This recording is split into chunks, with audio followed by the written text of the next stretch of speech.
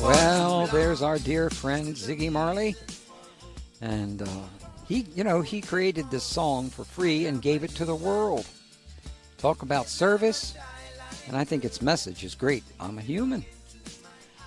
Indeed, and we look forward to the possibility of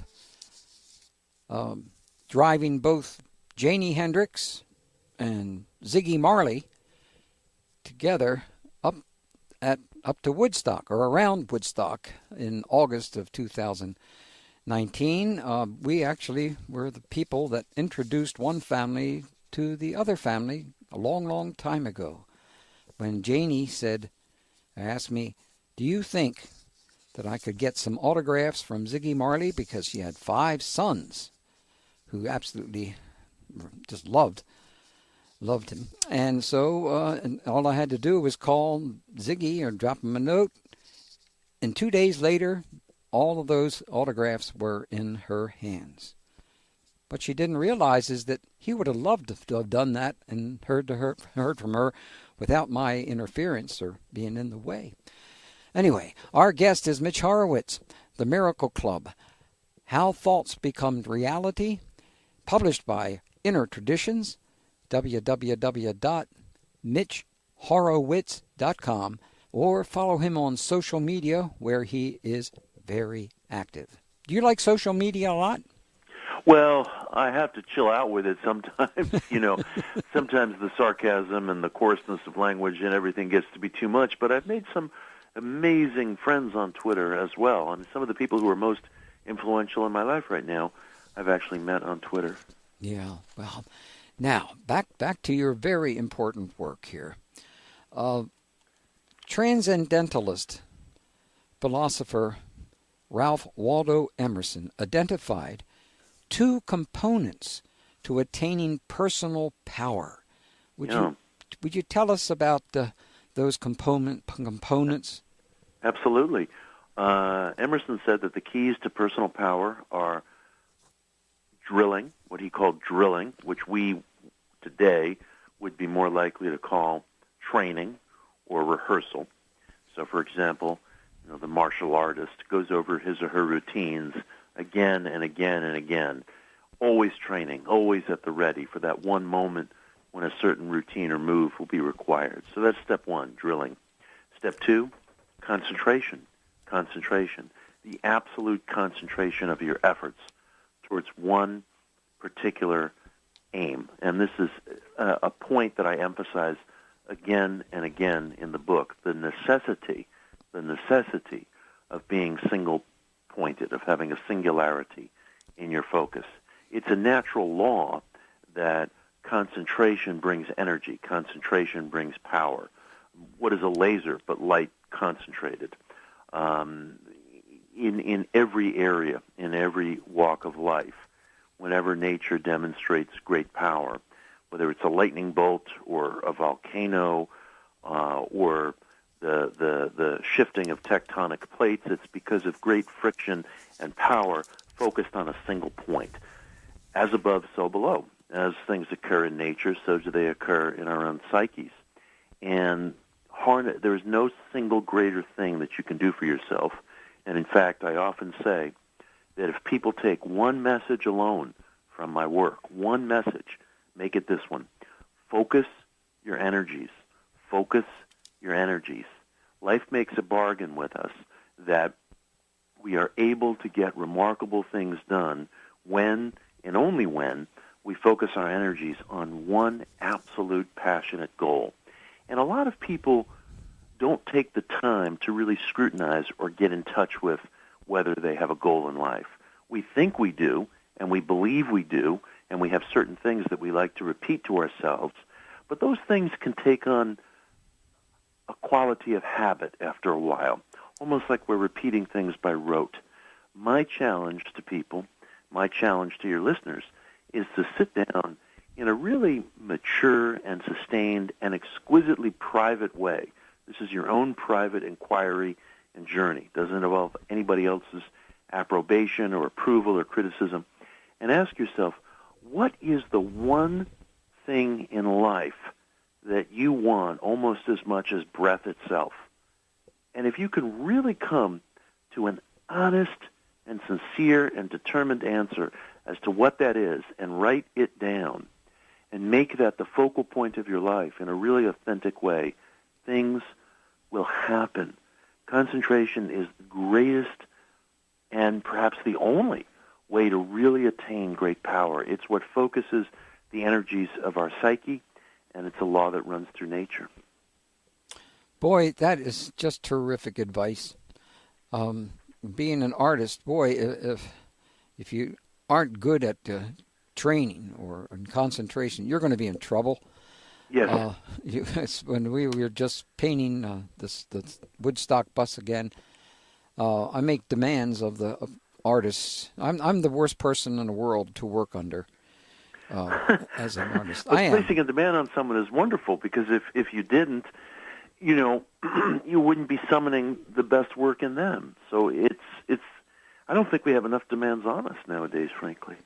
Well, I would say that there are a good many artists that aren't used to that kind of focus, long periods of focus. Their focus isn't very long.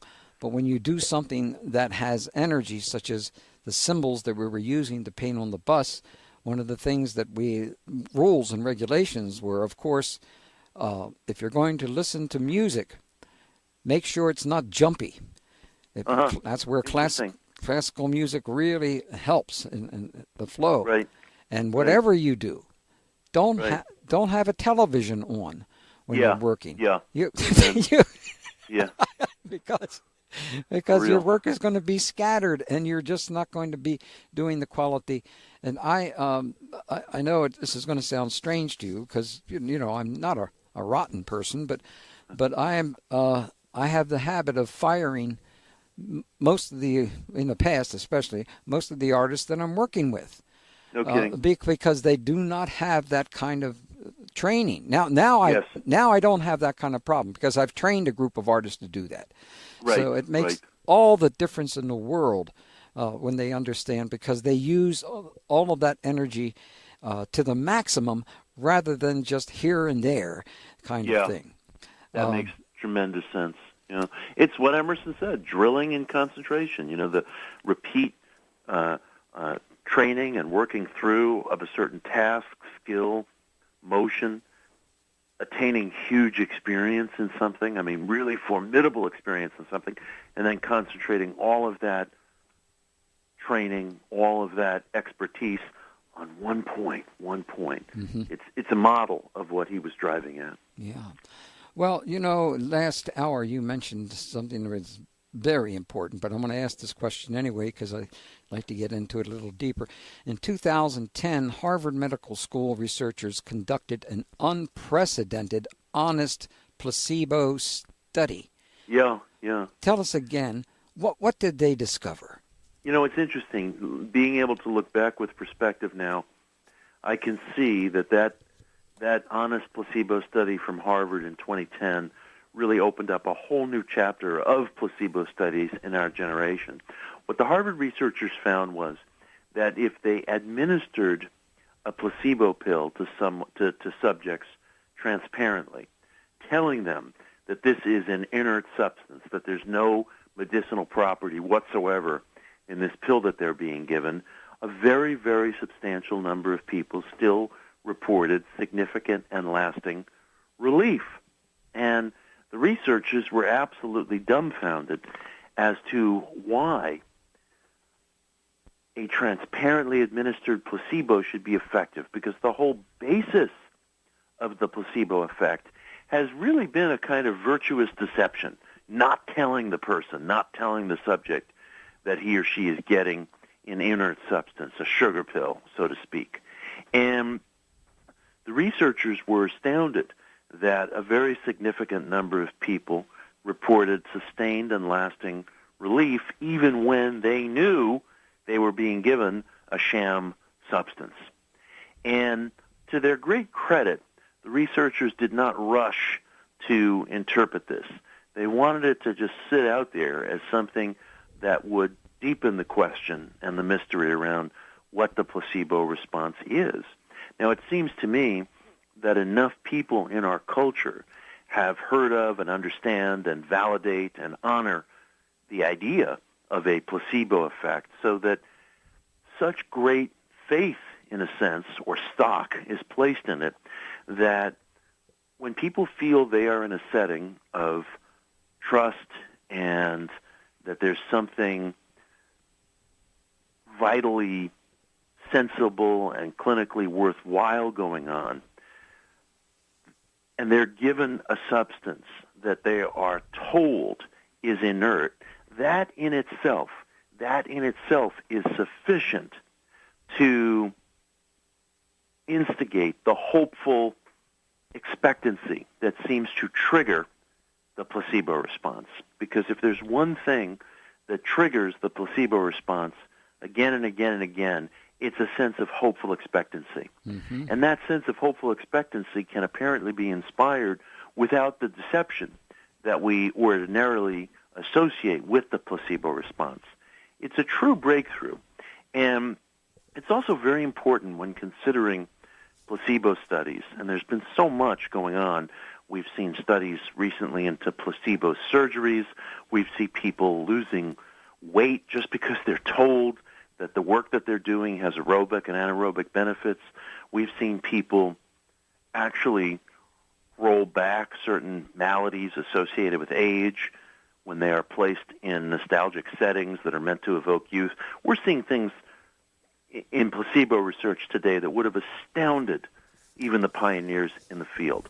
But there's one caution that I make to people, and it's very important that we not close down a discussion because we've come to understand one aspect of the placebo response.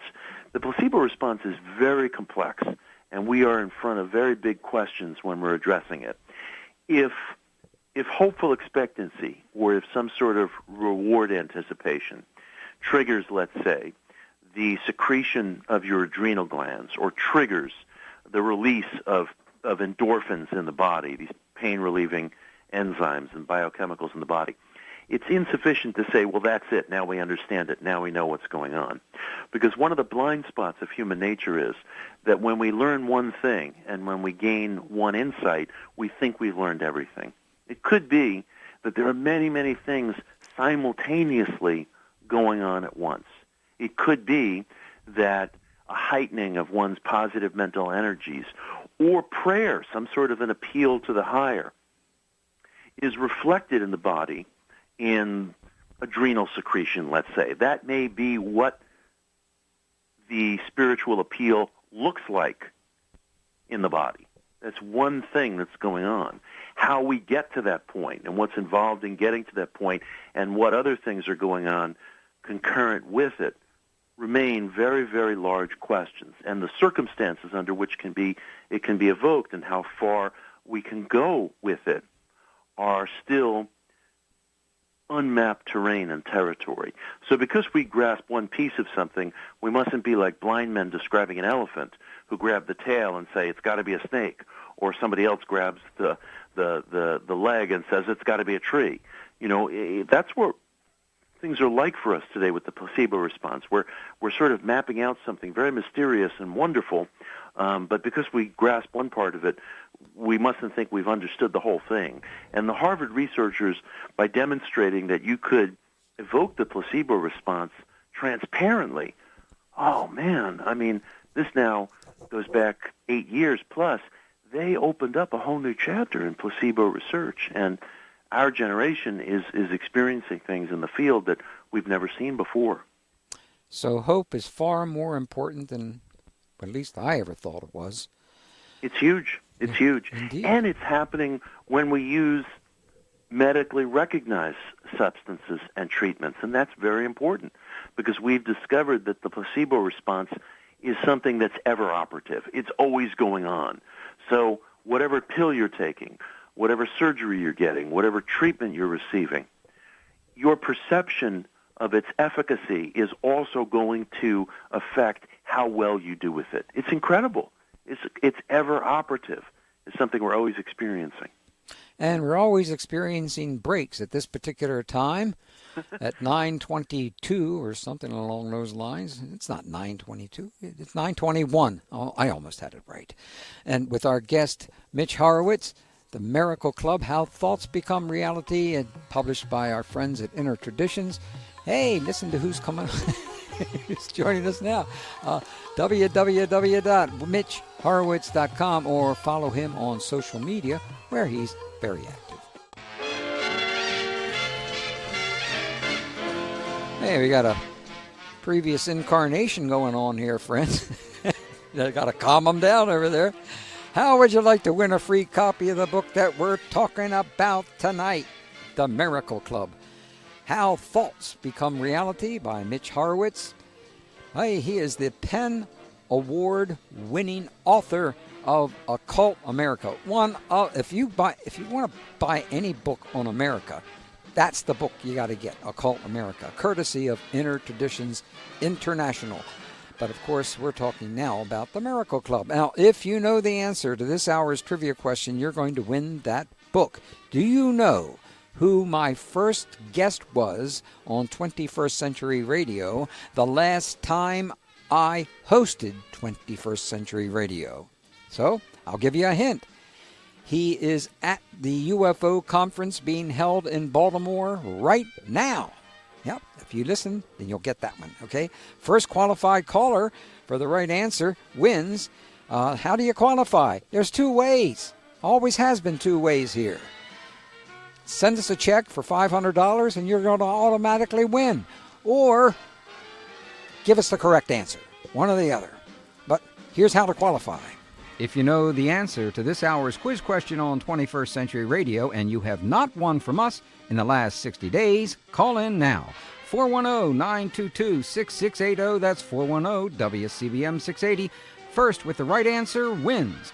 Prizes are available for you to pick up at the WCBM studios in Pikesville after Friday of this week. Winners have 60 days to pick up the prizes and must wait 60 days before winning another prize from 21st Century Radio. Good luck. Hello, I'm Dean Radin, author of Entangled Minds, and you're listening to 21st Century Radio with Dr. Bob Hieronymus. That's Brother Dean. Brother Dean just hung out here, friends. Okay, we're back with Mitch Horowitz, The Miracle Club, How Thoughts Become Reality, Inner Traditions, or, www.mitchhorowitz.com, or follow him on social media like Facebook or Twitter, or check out his writing on medium.com. Okay. Now, you ready for the next big question, sir? Oh, absolutely. All right. Now, you are a firm believer in taking an all and everything approach to healing. Yes. What does that entail? I call it the D-Day approach. I believe that when you are pursuing healing, whether it is from a physical malady or an emotional malady, depression or anxiety, throw everything at the problem. Don't let anybody set parameters or limitations for you. I believe very strongly there is nothing contradictory in any legitimate effort to render yourself whole or to feel a sense of recovery.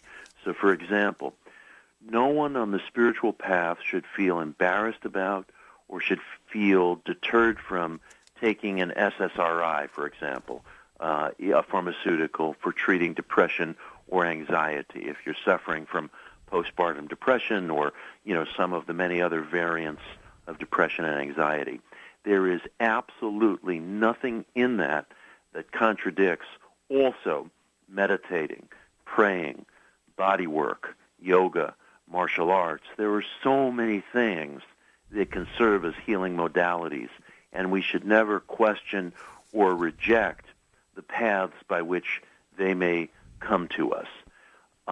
There is no reason why, other than convention and orthodoxy, you can engage in talk therapy, cognitive behavioral therapy, psychopharmacology, and a wide range of spiritual modalities and methods that are used in the inner search.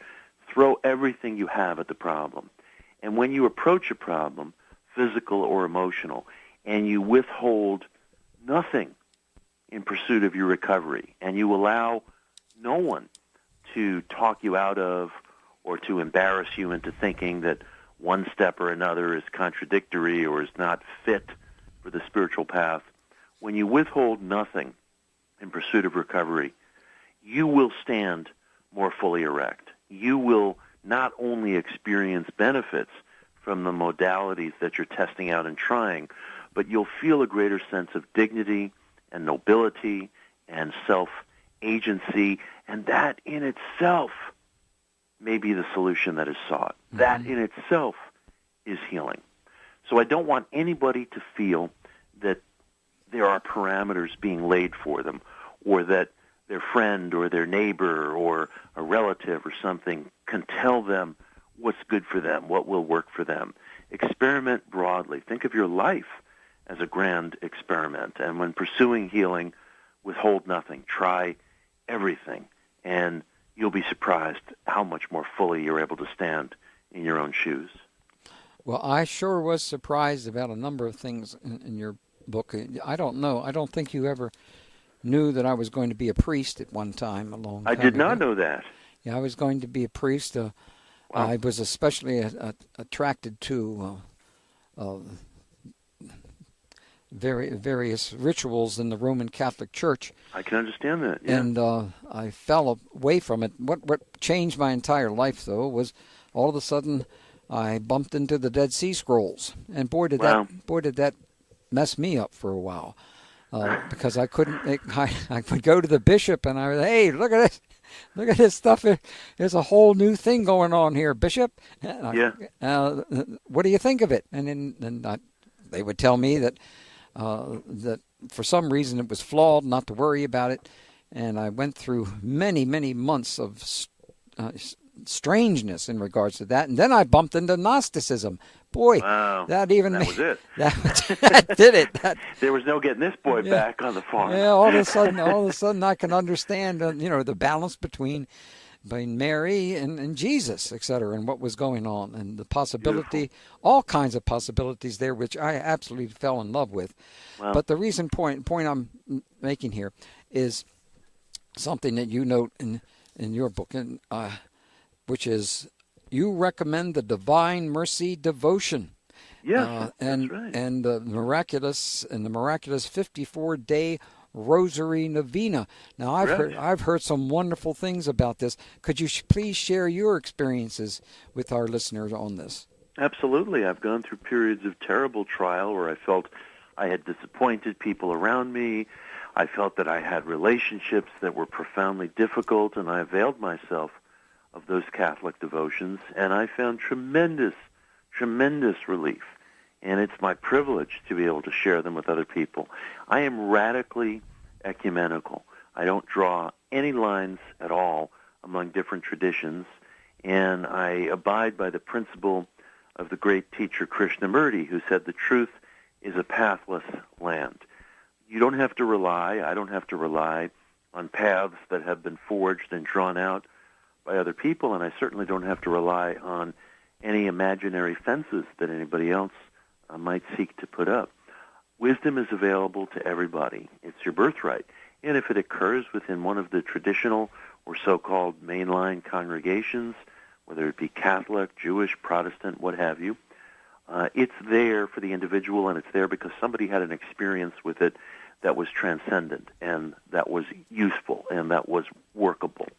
And I'm a great lover of Catholic devotions, including saint devotion, including novenas, and that 54-day miracle rosary novena that you mentioned, that is one of the most rigorous of all Catholic devotions. You're dedicating yourself to it for 54 days, and it really demonstrates that you have a deep and heartfelt desire, something that you really want to work on, something where you really need to pursue a sense of relief or renewal.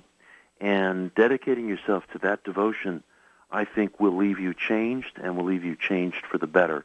That has been my personal experience as a man who did not grow up within Catholicism and who does not who wouldn't be regarded as a member of the Catholic Church today, regardless of any of the labels. These are things that have touched the human psyche, the human heart, and I want them to be available to all people. Well, well, with this book, I know you have lots of people that read your books, and that's one of the things I wish they would take seriously, because I know that the ancient rituals that you find within certain traditions, especially in Roman Catholicism and in Russian Orthodoxy, that's right, as well, are extraordinary. You know, one of the things I'm sure you probably know, I guess you didn't, but I served on the altar for a long time. Oh, no kidding. And so being on the altar, I saw a lot of sparkles going on up there during the rituals, that especially when we were focused on the monstrance and things of that nature.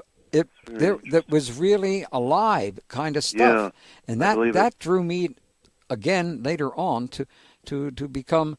I decided, since I couldn't become a Roman Catholic or getting into Catholicism, that there were other schools of thought that I could work in, and which I did, and I found great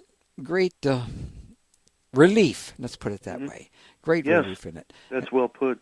The religions are vessels, as you were alluding. They're vessels for vital spiritual discoveries that were made by individuals, and we should never neglect anything, and we should never refuse to look anywhere when we're in search of relief, when we're in search of truth and possibilities. Throw out the labels, tear down the fences, look everywhere. Well, also, a question one of our Facebook listeners asked was the following. And this guy, his name is Barney Rinaldi. Good old Barney. All right. I promised him I'd ask this question for you. He said, good and solid practice. What do you know about medical condition called hypnagogic jerks? Oh, I noticed that he asked that question. I have to plead ignorance. I simply don't know. I haven't studied that field, and I wish I could be of help to him. I write a lot about different possibilities for people seeking recovery in the book, but that particular ailment, I don't know anything about. Well, then, what is the hypnagogic state, and how can it be used to your advantage? Yeah, this is something that everybody listening can put into practice tonight, and that's really my wish. I want people to find workable things. The hypnagogic state is a term that sleep researchers use for that state of exquisite relaxation you experience in just those few moments before you drift off to sleep at night. And it's kind of this surreal, trippy state, but at the same time, you retain control over your cognition. And for that reason, it can be prime time to use affirmations and visualizations to introduce suggestions to your subconscious. It's a very, very supple, unusual time of day when your rational defenses are down. And if you can use this time of day, and again, it's just those few moments before you drift off to sleep at night, you can help reprogram your psyche in a certain sense by using affirmations, visualizations, and something more. Serious psychical researchers have found that this state of hypnagogia is prime time, so to speak, for ESP or telepathic-related phenomena. This was the subject of intense research in the 1980s and 1990s in a field of study known as the Ganzfeld experiments. Ganzfeld is German for open field or whole field. And what researchers found is, in short, that instances of telepathic activity spiked during periods of time when people were in this state of relaxed hypnagogia. And the remarkable thing about it is everybody goes through this. It's a natural part of our cycles. You go through it just those few moments when you're very relaxed before you fall asleep at night, and just those few moments when you're very relaxed as you come to in the morning. Sleep researchers call the morning state hypnopompia. They see some differences, but the essential facts are the same. It is a very unusual state of mind when you're very open, you're very supple, you're very suggestible, you're very relaxed. It can almost seem hallucinatory, and yet you have control over your cognitive faculties. Mm-hmm. Use it. Use it is my message. When you go to sleep that night, tonight, and every night, use those few moments to offer some sort of positive self-affirmation to yourself about some trait that you want to cultivate or something that you want to accomplish. I literally never go to sleep at night without using that period of time to visualize or to affirm. It's a very, very special, suggestible, supple, powerful time of day, and it occurs naturally every day just before you go to sleep at night. Use those few moments. Use them for prayer. Use them for visualization. Use them for affirmation. Whatever you want. That's the period of time when you can introduce powerful suggestions to your own mind, and there's probably some extra physical dimension of mind going on during that period as well. Well, we're going to use this particular time for some plugging to make some money here on 21st Century Radio. That's a traditional thing to do, Mitch. With our guest, Mitch Horowitz, The Miracle Club, How Thoughts Become Reality, Inner Traditions. Check him out on Facebook, Twitter, and check out his writing on Medium.com.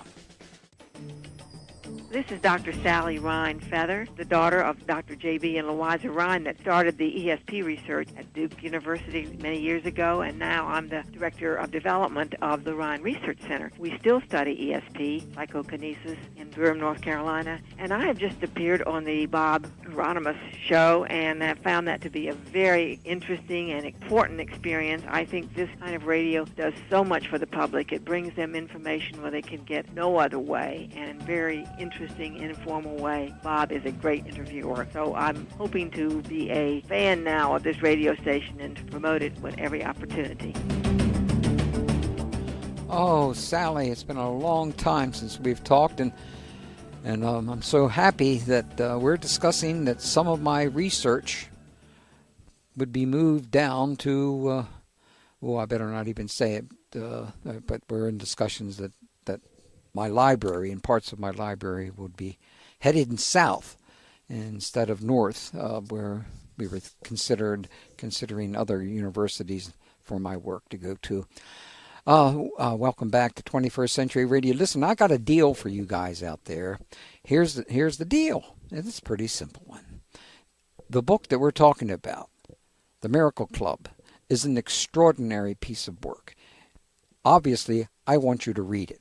Now, here's what I'll do. If you can prove to me that you purchased a copy of The Miracle Club, and that's easy enough to do. We've done this before with other authors. All you have to do is let us know by a proof of that you've purchased it, and you can have any book that I have written or my wife has written, and that's about 12 books right there, different types of books, or any book from any of our guests in the past 32 years. We actually do have books from certain authors going back over 30-some years. And you can take your pick of any one of those books if you can prove that you purchased a copy of The Miracle Club. That's how important I think this work is. Now, back to our guest here. You talked a little bit there, a lot actually, about affirmations, visualizations. What part does emotion play in successful affirmations and visualizations? It's absolutely vital, and I think one of the errors that we in the New Thought culture have made over the years is that too often we conflate thoughts with emotions, and they're very different things. If they weren't different things, then, for example, just overcoming an addiction would be a question of making the mental determination that it was necessary. But however many times one makes that mental determination, the body wants something else. The emotions want something else. All these things are running on parallel tracks. And in many ways, the emotions are far more powerful than the thoughts. As a great teacher once put it, pitting thought against emotion is like pitting steam power against nuclear power. Emotion is going to win every time. So to effectively visualize or affirm something, whether you're doing it as a psychological exercise or whether you're doing it as both that and you subscribe to my belief that the mind has extra physical capacities, you're enlisting your energies only when the emotions are on your side, because emotions are they're so powerful a part of our psyche, of our makeup. And so my contention is that you should practice your affirmations when your emotions are already on your side, when you're in a mood of relaxation, of hopeful expectancy, of contentment. Then use your affirmations and visualizations. And this is another way in which practicing these things during the hypnagogic state, these few moments before you drift off to sleep, can also be beneficial, because at that time our rational defenses are down, and it is actually much easier to say something, think something, enact a picture, and experience it as believable, because we're not sort of picking apart things with our right-hand brain, so to speak, at that moment. We're much more prone towards belief. So use that time, because you have to have your emotions on your side when you're undertaking these techniques. Well, emotions always plays a part in any part of creation, and that's absolutely. In fact, arguably the most important part. You know, you're Dean Radin, who you played a wonderful tribute from Dean just before. Dean was making the point to me that ethics come from the emotions, and I think that's absolutely right. Mm-hmm. He was making a point about empathy. Mm-hmm. Now, you are a believer in petitionary prayer. Before I ask you my question on this, I want to let our listeners know that a number of people, when they look at the Woodstock bus, are very surprised. Some of them were even outraged to take a look at the front of the bus, and the front ceiling, that is not the ceiling, the top, the roof of the bus, mm-hmm. says the word pray. Uh-huh. It's the largest writing that I do a lot of writing on this bus, either in Sanskrit and Hebrew or some other ancient Atlantean language or so.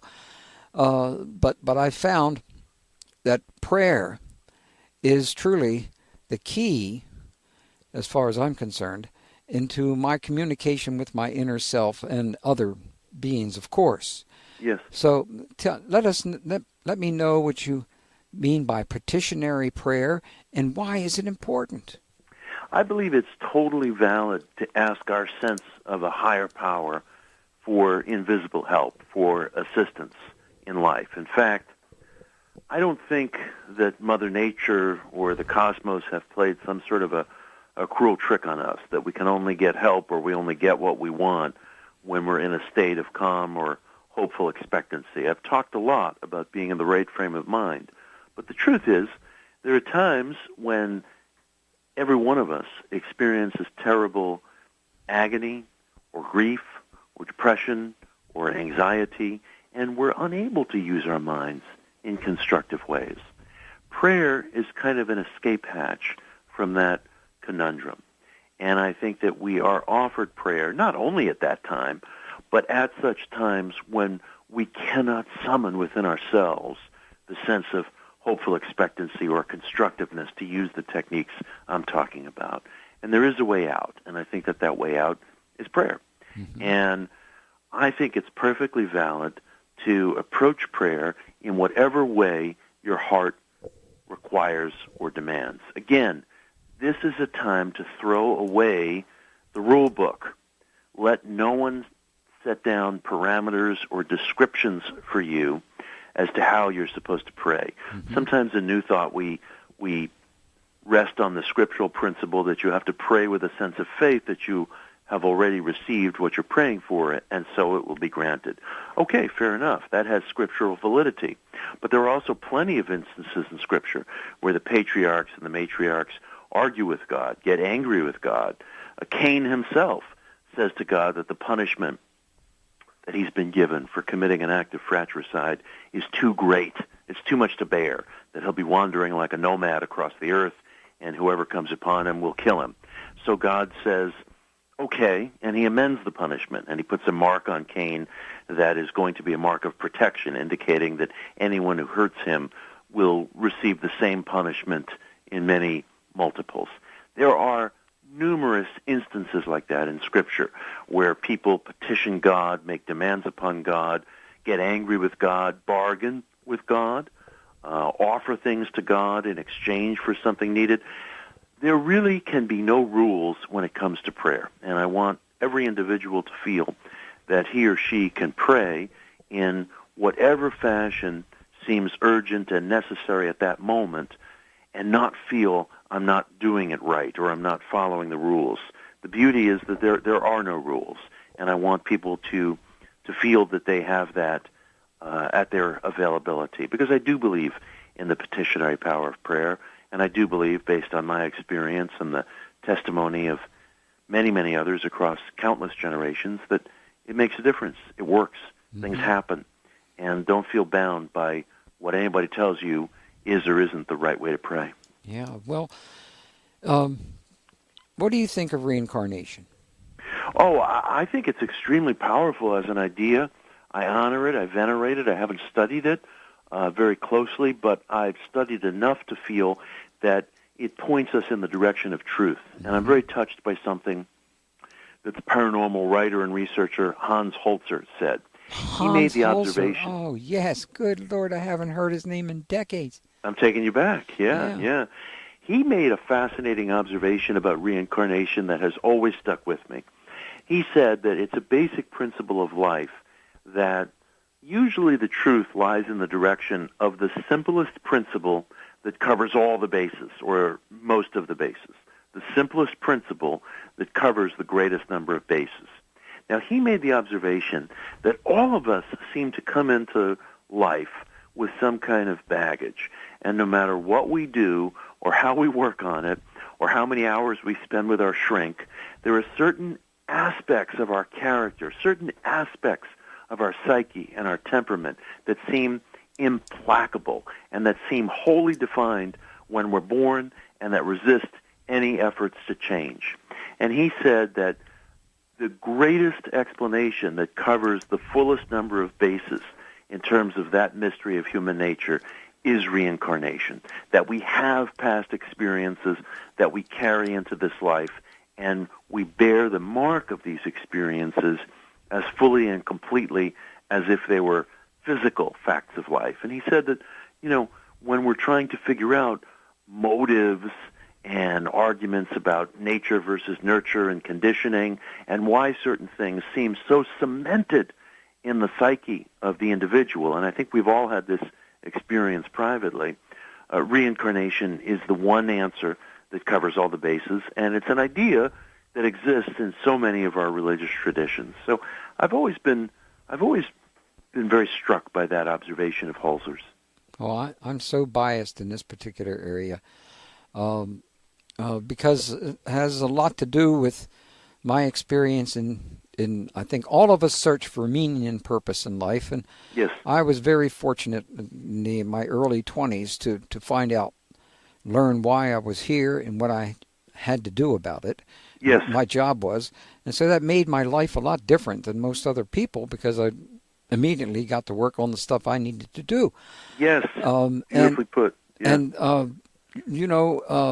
especially one of the things I was impressed by, and some of our listeners, oh gosh, we're running out of time, but you note that Harry G. Summers, 1932 to 1999, argued that the U.S. Army was entirely capable of winning the war against North Vietnam. What was his solution to why we lost? He believed that we lacked the sense of national moral will and resolve to do it. Yep. And he was making an observation about concentration, that you accomplish only that to which you commit with absolute and complete passion and without any reservation. And the halfway will avail you of nothing. And Harry felt that that was the reason for the U.S. defeat in Vietnam. And it says in the book of Revelation, if you are lukewarm, I will spit you out of my mouth. Life avails nothing to halfway measures. Thank you very much. Geez, oh Pleasure. whiz. I am so sorry. Our 2 hours is just about up. I had such a good time reading your book. Thank you. And I've always loved learning from you because you are so accurate, not just accurate, you're intense when it comes to getting to the truth of things, and do not accept fools wisely, that kind of thing. That's very important. Thank you. So thank you It's for such a joining us. pleasure, as always. And Thank wish you. I could send you lots of stuff, but I know your house is filled. I'm Thoreau nowadays. I'm very simple. Okay. I'll hopefully, when you're going to write another book soon. Oh, for sure. Well, Yeah. let us know about it. Wheels are turning. All right. Okay. Thank you, my man. And make sure you get a haircut. Time keeps running.